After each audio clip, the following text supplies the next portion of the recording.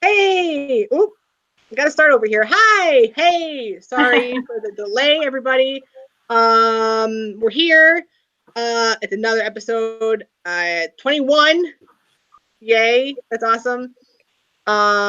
Sorry for the delay. I'm having some technical stuff.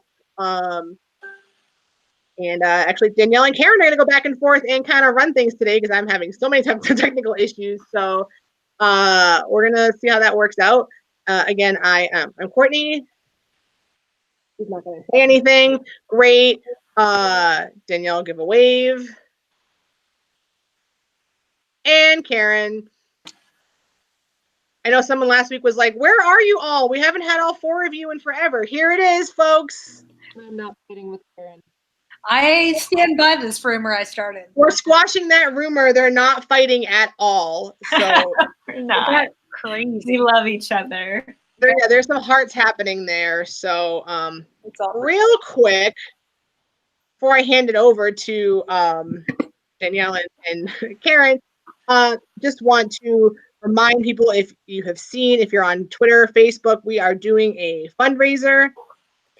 Jen made some awesome shirt design on Custom Ink, and all proceeds of the shirts will go to Athlete Ally. Athlete Ally actually has thanked us for donating and doing this fundraiser. Also, Playing for Pride has signal boosted our link on their Twitter account, and it's gotten some pretty good distance. So if you haven't already got a shirt and you want to, we have about 12 sold. We need like 30 something for them to print them. So tell your friends, get a shirt. We still have to order our shirts too, so it's okay. We'll get there. But yeah, if you want to, or if you can't get a shirt, I understand that, but at least share the link. We'd appreciate it. It is down below in the description, in the video description, down below in the video description. So on that note, we're going to kick things off with the USWNT national team game, and we'll start with Danielle. Hey! So we're going to go through this pretty quickly because there's so much happening and so much news. So I'm not going to give it as much like what it's due. But just quick, the national team beat New Zealand 5-0, goals by Tobin, Rose, Sam Mewis, and 2 from Carly Lloyd. Allie Krieger got her 100th cap. Everyone say yay.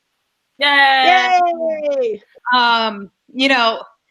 There's a note here, New Zealand started off well. They hadn't had a lot of time together. It was hot. I'm not surprised, and I'm going to steal this from somebody I saw on Twitter, and maybe it's not nice to say for, in the fandom, but New Zealand played like a Tom Sermanni team, I think. I love Tom. I love him, but yeah, they played like a Tom Sermanni team. So hopefully, though, I hope that it was more the U.S. got their stuff together than New Zealand played bad. So yeah, that was the big stuff. Yeah. All right. Anything else? Anyone else? I was gonna say, anyone else have anything else? Those comments were mostly from me. Was I supposed to tell people who to go next? Is that part of our role too? Because I will do it. Do you have anything yes, that's okay. Like I said, Jen pulled the doc up, but that's okay. You guys can certainly still roll with it. I can use a break for me today. Yes. So yes, I made some of those notes just about New Zealand, and they mentioned it, and I just want to comment real quick because we're trying to go through things. They got to stop playing. I'm glad they went to St. Louis because there was the 5th largest crowd or something like that. But oh my goodness, that little roll the grass over the stuff is not great. It's not a good time. I don't remember it being like that 4 years ago. I was there, and I don't remember it being that bad. It was bad, and then by the end of the game, it was just rolled over completely. It was just gone. They had gone through it already. So yeah. Starkiller made a good point that I think I also just wanted to comment on. I think Sam Mewis made a good, keeps making a good, I can't think of the word, but good arguments for starting. I don't know over who she would start over, but she keeps having great games, and that's it that anything. I'd put her over Haran, honestly. Yeah. All right. Bold statement. All right. We'll do it. Hey, that works. Well, since I have it on you, Karen, do you want to roll with up to some of the NWSL stuff from the last week? Yeah, let's do it. All right. So we'll go into the games that happened over the weekend. And the first weekend game was on Saturday. It was at Rain FC's home in Tacoma versus Sky Blue. And the Rain beat Sky Blue 2-1, just barely. Goals were by Julie James. It was an own goal. Jodie Taylor and Raquel Rodriguez. Couple of points. Sky Blue is still winless. There are some conversations to be had about Denise Reddy's role as the coach for that team and whether she's maybe in some hot water. I don't know if she is yet, because if she wasn't after last season, I don't know. But, I mean, they did play a good game against the Rain, so I don't really know what you can say about that. And then another big talking point is Michelle Betos had an unfortunate injury at the end of the game, the last couple of minutes of overtime, or not overtime, extra time. And Morgan Andrews slotted into the goalkeeping role because they had already used up all of their substitutions, and it was the coolest thing that I'd seen in a while. And she made a save. And I do that because, like, really, the ball came in and then she, like, caught it. Save and there were people around her. Honorary save of the week, according to the NWSL. Honorary save of the week. That was funny, and it was fun, and it was cool to see, like, the team, like, ran at her and, like, tackled her all excitedly when they won. So that was cool. I don't know. Does anybody else have anything to say about that game? I thought my favorite thing was goalkeepers playing position, field positions, but maybe it's field players playing keeper. That might be my favorite. That's great. We have a great tradition in this country of it all the way back, Mia Hamm and all that. And, it's my favorite, I think. It's the best. They're always wearing their pennies and then the gloves. Go ahead. Yeah, I'm just going to speak to the coach situation a little bit. Sky Blue has cycled through a lot of coaches since the start of this league. So I don't necessarily think that Denise Reddy is the problem. Like, I mean, she probably has some coaching issues. Everybody sort of does, unless you're Blackco.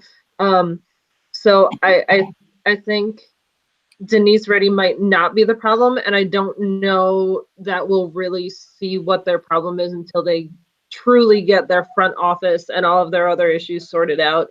Then we can look more at the team, at the players, at the coaches at that level. But right now, I think the organization as a whole still has a lot that they got to figure out before we can start looking at, Reddy being the problem. Yeah. All right, I'm coming back at you.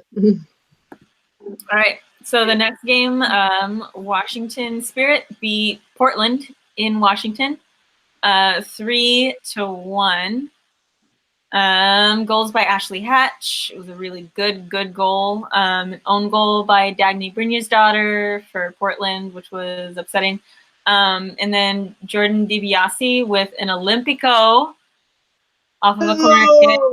So cool. And then Caitlin Ford scored for Portland. So yeah, 3-1 Washington. Anybody want to talk about some of the talking points in that game? I know Jen jumped right up like, both my teams, yay! Yeah, I froze. There we go. This is the hardest game of the season for me every year because it's Portland and Washington. I think Ashley Hatch, when I was at that Sky Blue Spirit game, Ashley Hatch definitely scored a goal. What they took it back from her was offside. I'm just throwing that out there. It was really nice to see her get like a legit score on the board. Yeah, anytime it's an own goal, but it's just sad. Even if it is in favor of your team, it's sad. Nobody wants to see that. especially not from Dagny, because she's normally so on it that it sucked to see her get that own goal. Yeah, I mean, DiBiase, everybody's going to talk that to death because it was amazing and it should be talked to death. But otherwise, I think, and I think I may have read this on our doc at some point that somebody said Portland's going to be hurting without their national team players. I agree. Washington, not so much. They don't really have a whole lot of them. But Portland's definitely feeling it. Yeah. So as Jen said that, is Portland the team most hurt by World Cup absences? Could be. Oh, we can't hear me. I'm gonna come over here. By the way, we did get a mic, and then it was the wrong kind of mic, and so it just failed. But we did attempt. We'll attempt again. The effort was made. I agree with Star Killer. I do think Portland is the team most hurt by World Cup absences. I think this game maybe kind of showed it. There we go. I think this game kind of showed it, so we will see. And thank you, Danielle, for the backup on the mic. We did try. Danielle was there. It didn't happen. We did try, though. That's all I have to say about it. Well, I'll go into the next game. Chicago beat Houston 2-1, 2 goals by Sam Kerr and a goal by Huerta. I think that maybe is a case that Chicago might be hurt the most by the World Cup absences because Sam Kerr has just been, Sam Kerr, I guess that you can't compare to anything because it's just Sam. So that this was her last game before the World Cup. So we'll see how Chicago does. I'm hoping that Rory Dames made some changes. Anyways, sorry, I'm not used to reading the docs, and I'm like, what do I read? What's opinion? But I guess all I wanted to really add is we'll see how Chicago does. I think there's some key absences. I think it could have definitely been worse. I think as a national team fan, I kind of wish it was worse for Chicago. But, I wish some of their players are gone. But, I think that they did a good job of at least getting ahead of these absences and doing the best that they could now. And we'll see how it goes. Mm-hmm. All right. Whoever wants to go next. A shout out to DiBernardo because it was her 100th game. So yay her. I'll hop in real quick just to kind of comment on something Star Killer just said. First of all, I usually write the doc and make the notes. So like for other people to read it, it's kind of like, do I read that or was that just Courtney's notes? So hang in there with us, everyone. I do think that they're gonna hurt missing Kerr, but I do agree that Nagasato and Johnson can pick up some of the scoring load for Chicago. So I think that's a wait and see. That's my opinion, is wait and see. And we'll see I guess my point was more so I kind of wish we had seen it before a little more. I know we've seen it some this season. I just kind of why I'm cautious is because every game we've been like, oh, Sam Kerr has scored like a ton of goals. And then, that's why I'm personally a little cautious. But Did you have anything you wanted to add? No. Okay. Carry on. Next. Are we doing the next one? Anyone. All right. So we're going to do 2 in a row. I'll do 2 in a row. We're a mess. Sorry. Carolina, Utah tied 1-1. Goals by A-Rod, Elizabeth Eddy. It really looked like Utah was going to get that win for most of the game. I think people, even in the first half, were like, oh, what if North Carolina loses 2 games in a row? I heard a couple people say that. So they came back. Personally, my big thing is another week where A-Rod scored. I think, obviously, I'm biased. I say this every week, but I think A-Rod just gets better with time, and I'm really happy for her. And that's my opinions about the game.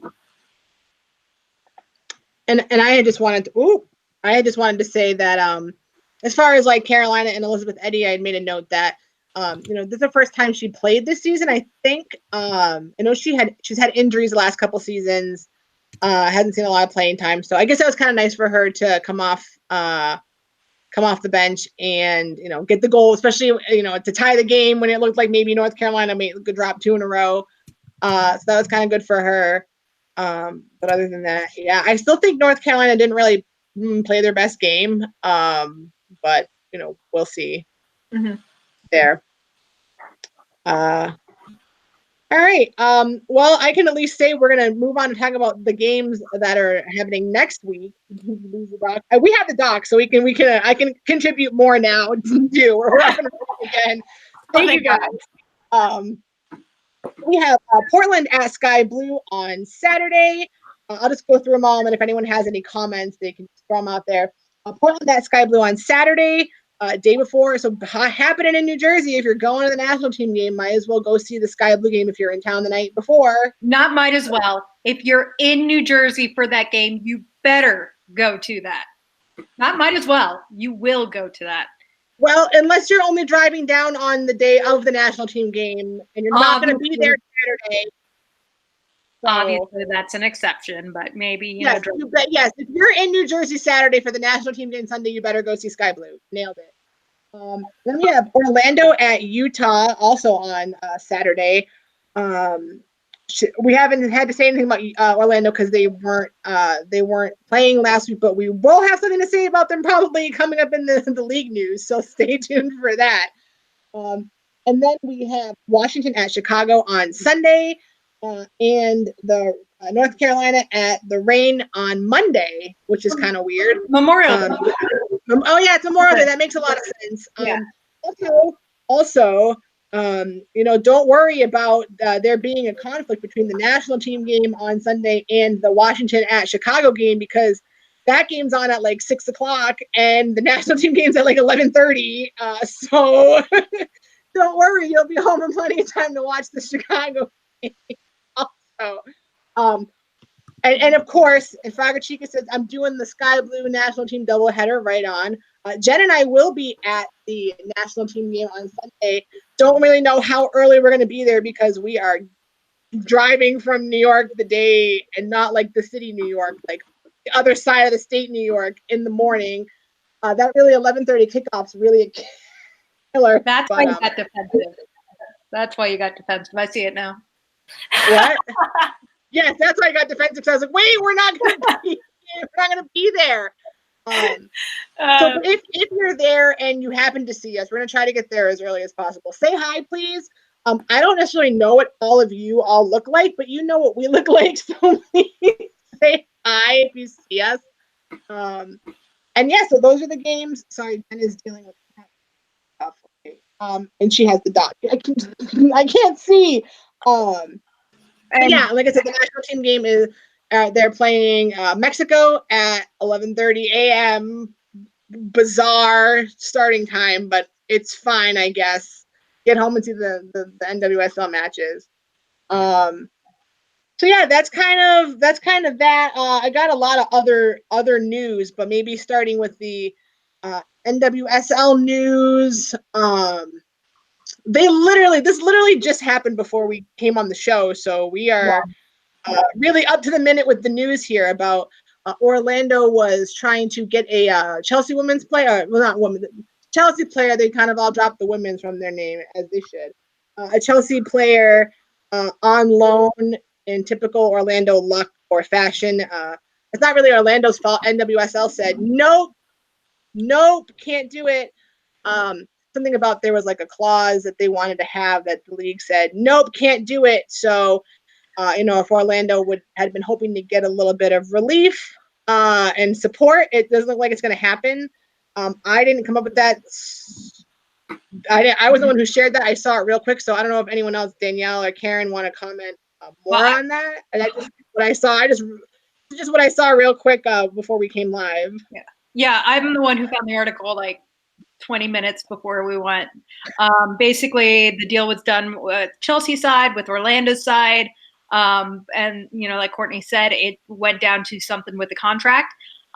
It also didn't name the player, but I'm sure we could find out if I had more than 20 minutes. Stay tuned next episode. We'll try to get on that. Well, they didn't say who it was. But if I was able to look at I don't care about Chelsea at all in any division. So I don't know who plays for them, but so anyways, I didn't see. I would be curious if it is a league policy that's been in place for a long time about that recall clause, because if it is, then I would take away some of the blame from the league. If it's something that's been established for a while. And then if that's true, it goes back to Orlando and womp womp, as Alyssa said, basically. And I do want to jump in. Oops, sorry. Go ahead, Karen. Okay, good. I think that because NWSL and Fossil kind of like their seasons are so like they overlap. It's not like the Australian League.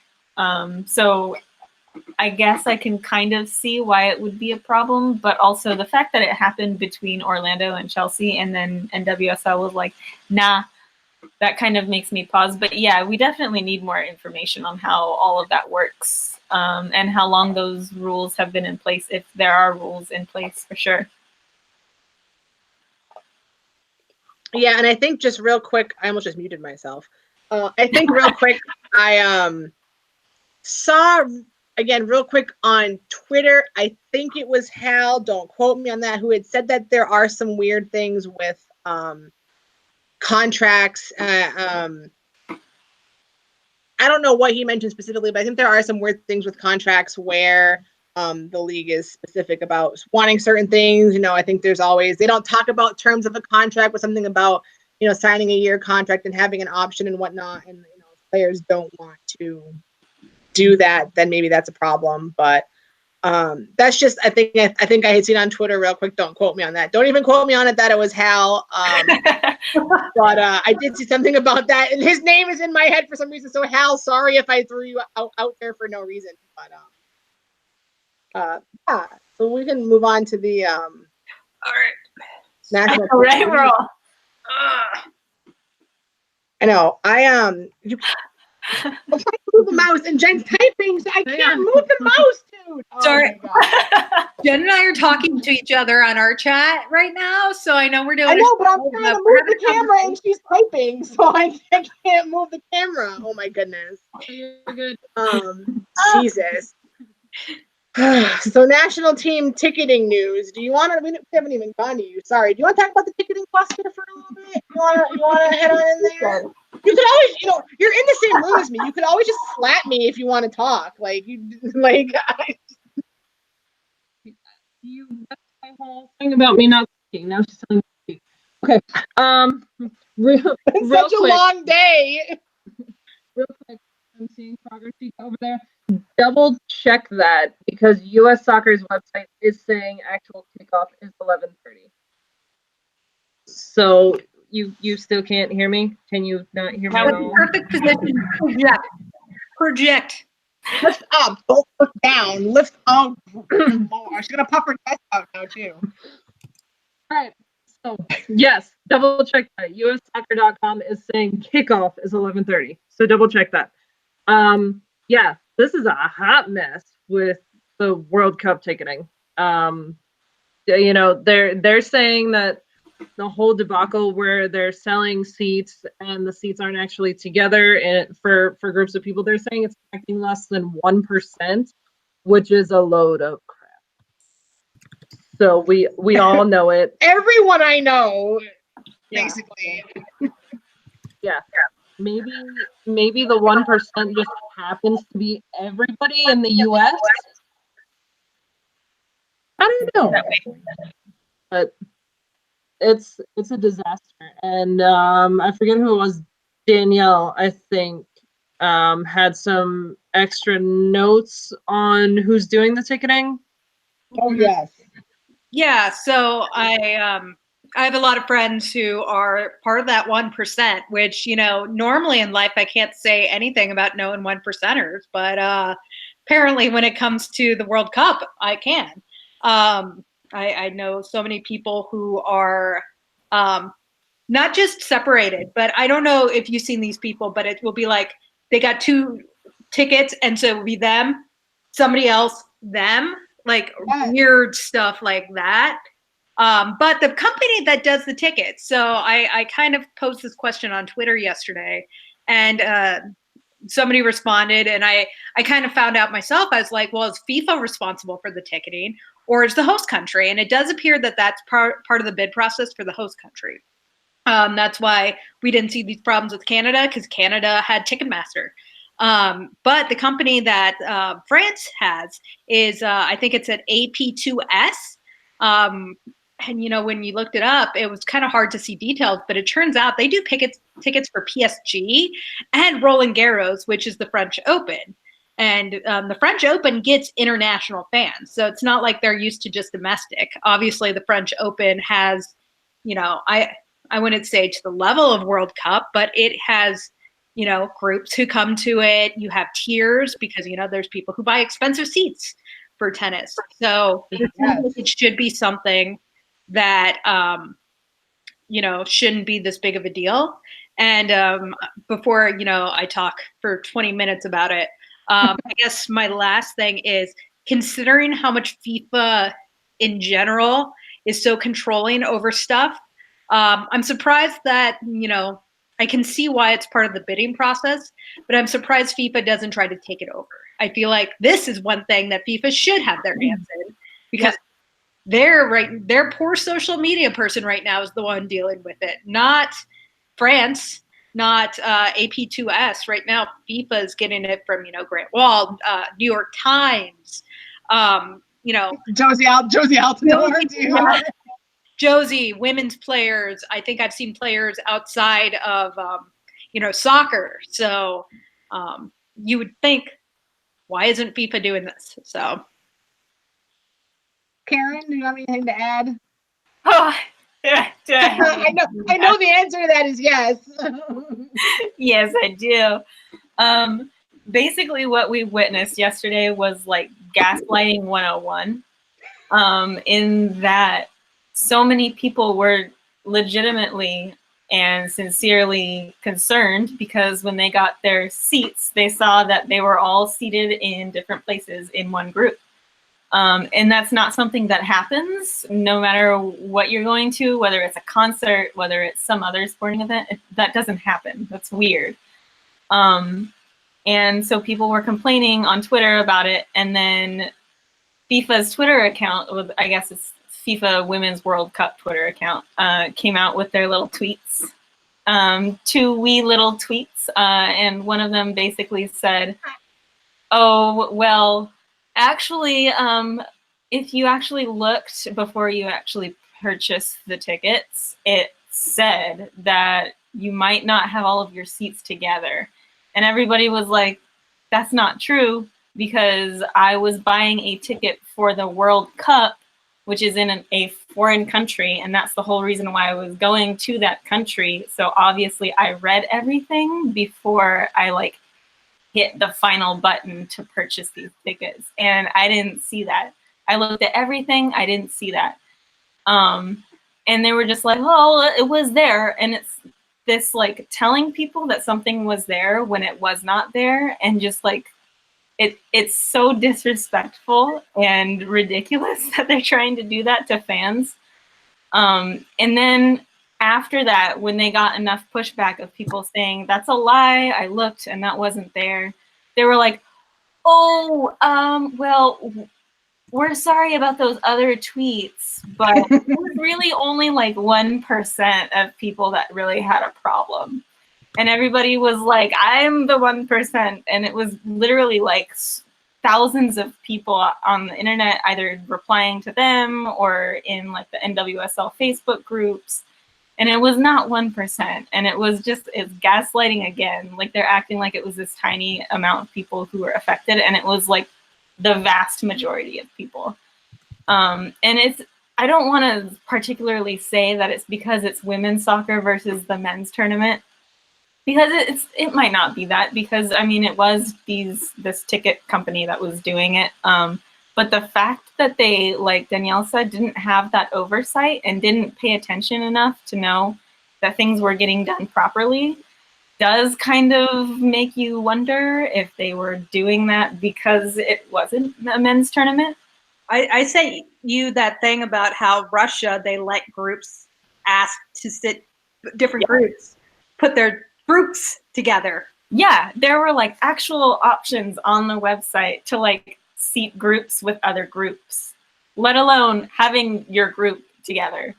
Like if you are buying tickets and you buy 5 and you have 2 here and then 2 back there and then like 1 all the way in the back, that's weird as hell. Like nobody does that on purpose. So like the fact that they were kind of trying to make it like, well, we said this might happen, and it's like, for what reason? What's the reason for seating people like that? Because that seems a lot harder than just putting them together. Like that makes no sense. So what I think happened is they just screwed up, and then they realized they screwed up, but they didn't want to do anything to fix it. So they pretended like, oh, well, we said this might happen. And everybody was like, no, it didn't happen. Oh, but we said. And it was just gaslighting 101. And it was embarrassing. And it's annoying because FIFA, nothing's going to happen to FIFA because they're FIFA. And they're the only people that put on this tournament. And it's not like we can really do anything about it except complain, because I don't know if they're even going to fix this now. And that's my piece. And real quick, back to Danielle to kind of wrap up on this subject, or related to the subject. Well, yeah, so it's not necessarily about the separation, but I had bought a ticket to the semi and the final. Well, friend paid for it, so I have no idea what that disclaimer said because my friend took care of it. But while I'm talking, I was in a group message with her and, the person who bought and the person who I was selling to. I found out my section, and it's funny because groups, so the word group, let's take away from like a bunch of people, and that's how they sold their tickets, is they called it groups, group 1, 2, 3, and 4. And so you paid more for group 1, a little less for group 2, and so on. Well, it turns out group 1 doesn't necessarily mean you have better seats. I think we were in group 2, and where my ticket was at a better seat than somebody I knew who paid for group 1. So it just, none of it made sense. And maybe it was that group thing that kind of screwed it up. But if I'm paying more for tickets, shouldn't I be in a better seat? And it's not like, so we had 3 tickets in the person who bought for mine. And I think it was only like 2 or 3 for the person I know who got worse seats. Like, so how does that, I don't know. But yeah, that was just another thing I don't think people have been talking about as much. But people who paid for more expensive stuff doesn't necessarily have a better seat. From what I understand, what happened to some people was that I think that they considered like group 1 in the midfield, but on each like tier. You know how normally when you buy like, category 1 tickets, it's like close to the action. Yeah. Yeah. And then like, maybe category 2 is like the second level. And then like if there's like a balcony type level, but what it seems like is that if you got like midfield section, that was like maybe category 1, but it could have been like field level to like the 4th tier of the stadium or whatever, which I think to me is bizarre. Because I don't think you should be in the 4th tier, like on the roof, and just because it's midfield, you pay the same price. It's really like closeness to the field and view should matter, not just I'm in the midfield in like sky over here and I paid the same as somebody who was in like row 4 or something like that. So that kind of seems like it's doing, but it's no bueno. Do you want to have anything else? You perked up like you were ready to go. Okay, never mind. So that's that. Can I have the thing back? We're just gonna kind of run through the rest of the awards and stuff real quick. Doing shows on Tuesday stresses me out a little bit because the awards like of the weeks just come out like right before the show starts. So player of the week was Sam Kerr. No surprise, 2nd week in a row. DiBiase and Vero also got votes there. Goal of the week was the Olympico from DiBiase. And then Britt Eckerstrom had the save of the week. So right on there. Good choices, I think. Attendance was like okay this week all across the board. So Sky Blue at the Rain was about 3,000. Portland at Washington was also about 3,000. So that's a little bit of a bump from, I think, the last couple games at the Soccerplex. Chicago at Houston, 3,700, which is about the same for that. And then Utah at North Carolina was about 4,800. So still pretty solid as we're starting to see, like, you know, even international players be gone. Attendance is still pretty solid around the league. So I think we like to see that. And, you know, that's good to see. Hopefully it continues and whatnot. Any final thoughts before you have a final thought? Jen has a final thought. Go for it. We're doing a thing. I hope, if it works. So This is a surprise to me? No. Okay. We talked about it in our group chat.